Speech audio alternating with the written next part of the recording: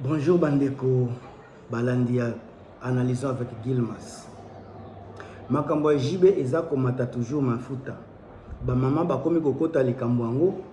La chose la plus drôle, la chose la plus compliquée, comment était ba mama bazo kota likambo yango, bazo bimisa jibe mutu malamu, bazo bimisa jibe mutu moko ya ordre, oya lingaka bana. Batie pe mwana ntsuka parmi bana oyo, donc jibe ya bokola a protéger azwa kutu mwana ya mwana ntsuka pona kopesa éducation malamu. Mais ba mama baza kobosana na age nini nde jibe abota na mwana ntsuka. Boyoka toza kokoya na masolo kaka eza analyse likambo mabe ezati. Boyoka mama Kongo ndenge aza kopesela pona jibe. Prépara déjà jibe kutu même mwana ntsuka azwa ye mwana. Jiba za mutoyo asala penda makamne bwekelelo soka azate bana jibe mususu bazana bandaku na bango côté ya laisser les morts enterrer les morts. Côté mususu jibe il était vraiment trop carré na bana na ye. Ouais, côté wana en tout cas photo féliciter à jibe. Soki mutu moko abimi lelo ko na bota na jibe to ndima te. Toyebi ke jiba boka bana te, jiba za mwana ntsuka. Azwa mwana. Pour ma PC éducation, ma beaucoup là. Quand tu as une félicitation à JB, na côté scandale ya makambo, JB azate, banani bazwa na tout ça et tout bandaku, te JBT, JB penda respect. Côté donc maman Congo azolo ba makambo na ye. Azo pesa JB respect pour na éducation ya bana. Respect pour l'éducation ya bana. Mais maman Congo kaka azobimisa kombo ya mwana ntsuka na kati ya masolo. Mama Kongo azobosana histoire ya mwana ntsuka eza histoire moko très douloureuse surtout pona ba mama.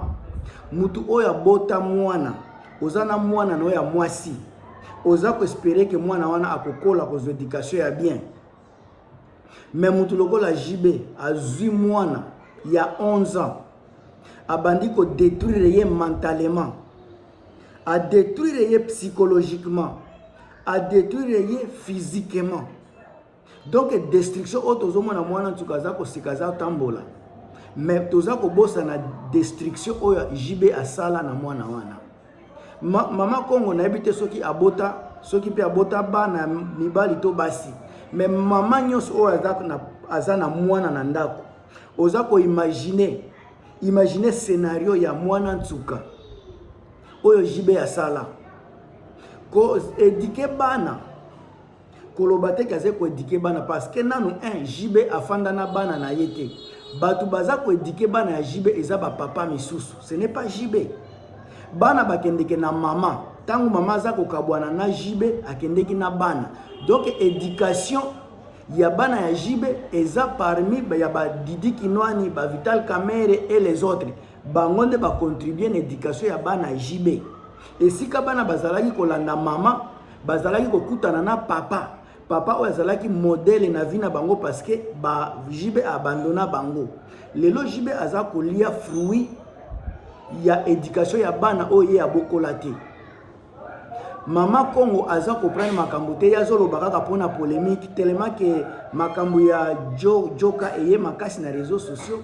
Alors Mama Kongo pe alingi atia mutu balobela ye sikalingi ko latisa jibe casquette ya papa malamu. Mais en réalité Mama Kongo azobosa na ke casquette ya jibe o biso toyebi eza casquette ya bongo te, eza na lukuta na kati ebele, eza na ba mensonge. Tangu nani jibe azokabwana na Amida bana bazalaki na age nini? Tangu bazako kabwana, est-ce que bana bakendeki na mama Amida ube batikalaki na jibe? El question ya liboso oyo mama Kongo falaki aloba. Ola ko kotisa munoko neka na makambu sako sala ba analyse, sako peser ba réalité ya makambu azako loba, il falaki basala kape ba analyse. Tangu jibe a kabwani na mama Amida, bana bazalaki na age nini? C'est après ko kabwana bana bakendeki na nani? Soki bakendeki na mama Amida, c'est que bana bakendeki ko yekola éducation ya papa mususu. Jiba tikalaki ye moko akomi kobima na Sylvie Mulumba. Akomi kobima na ba Sylvie Mulumba, bana bazalaki wana te, bazalaki epa ya mama na papa ya sika. JB akomi kobima na daseze mususu wana oyo azalaki pa Kofi aze kobima na Kofi abimi pe na JB mpiana mwasi wana atikala jamais koloba ngai natikalaki na bana ya JB après Amida kokende na ba mama misusu ezate donc Amida kenda na bana na ye éducation nyonso bana ya JB bazwa eza ya ba papa misusu. Alors mama Congo atika kokosa batu na likambo ya za ko maîtriser te ye a maîtriser polémique ya bana basi mais makambo ya musique mama Congo ayebi yango te. Lelo tozo koma akomi na tango za ko promouvoir kombo ya mwana ntuka alobi azwa JB azwaki mwana po ba pesa éducation eza bongo te. JB azwaki mwana po mwana ntuka zalaki mineur ezalaki likambo ya soni komona ete mwana ya JB atikala libanda tata mwasi azawana pona kopesa éducation JB atikala kopesa pe bana wana éducation te bafanda JB azaka kotoyo mama ya JB nde azaka kokipe éducation mwana ntuka. Et puis tant que vous avez relaté likambo ya mwana ntuka il faut jouer psychologiquement na ba mama surtout tant que mwana baza ko détruire ye ba détruire ye sur tous les plans qu'on a za koloba plan psychologique mwana wana azalaki détruite plan moral azalaki détruite plan physique sur le plan éducation kaza ko kende classe JB akati classe ya mwana ntuka pona ko commissaire d'assise sima ya kidasese wana aza ko utiliser ye bino boza ko mwana muke sans conscience baza ko utiliser ye likambo ya boye falaki ezala na ampleur munene na communauté congolaise parce que likambo ya boye eza signe ya ko délaisser bana mutu lokola mama Congo soka zalaki mama ya bwanya sako zala mama ya ba polémique alingaki alobela makambo te parce que mutu lokola mwana ntuka destruction oyo azwi JB ye moko alobi aboyaki héritier po aza mwana kende classe et bongo mwana ntuka zalaki na âge nini pourquoi aboyaki mwana ntuka ta kende amema na classe avant olia ko ya ko bebisela ye vie mais a préféré ko bebisa mwana ntuka mwana ya 11 ans aza ko babaza ko banda makambo na âge ya 11 ans combien de zemi mwana wana abimisi combien de zemi bana bakufi na libumu mwana wana kaka pona JB. Sika mama Congo ba mama oyo baza ba mama balela na bango polémique soki alobi likambu bato baloba olobi bien mais en réalité mama olobi bien te oza kutu na eloko ata moko te ya malamu outi koloba na kombo ya JB. Côté éducation JB atikala jamais ko éduquer bana na ye bana bazokende kotala ye po aza papa mais bafanda kana ye te bafanda ke pa mama bana baza ko subir éducation ya papa mususu.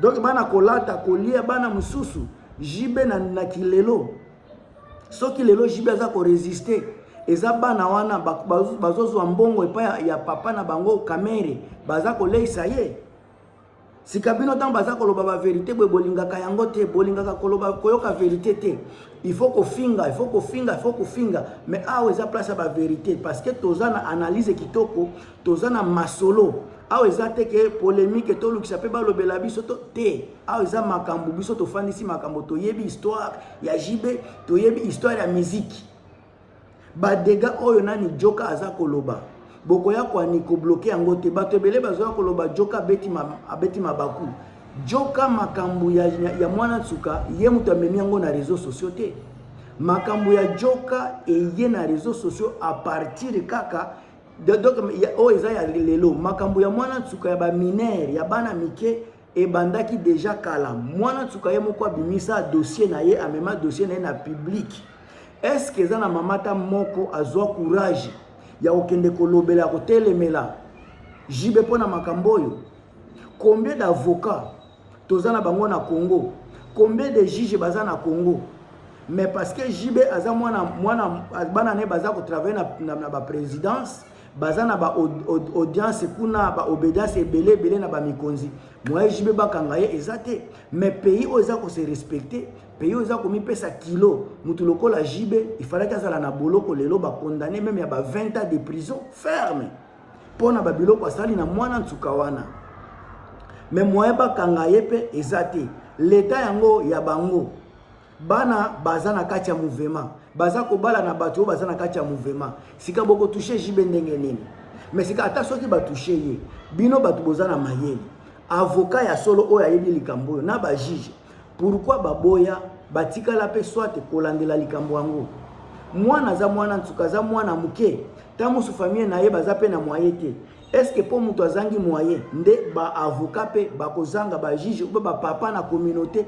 na ba mama na communauté o ba koloba basunga pe mwana ntuka pour se défouler a ken ba mema na nota jibe na tribunal pona ba makambo salaki compensation soki esalemi mais faut salema na niveau ya l'état il faut jibe aleka akoma na niveau ko senga pardon na makambo salaki pona mwana ntuka o eza scandale tango bato baza ko soutenir mutu lokola jibe na communauté après scandale ya boye ce n'est pas possible pour notre peuple congolais. Maman Congo, je ne pense pas qu'il y a à maîtriser l'histoire ya jibe soit azolinga kaka yepi akota na ba polémique azwa pe place na kati ya polémique mais en réalité abeti poto abeti mabe wana selon ngai bino bande ko bokanisi nini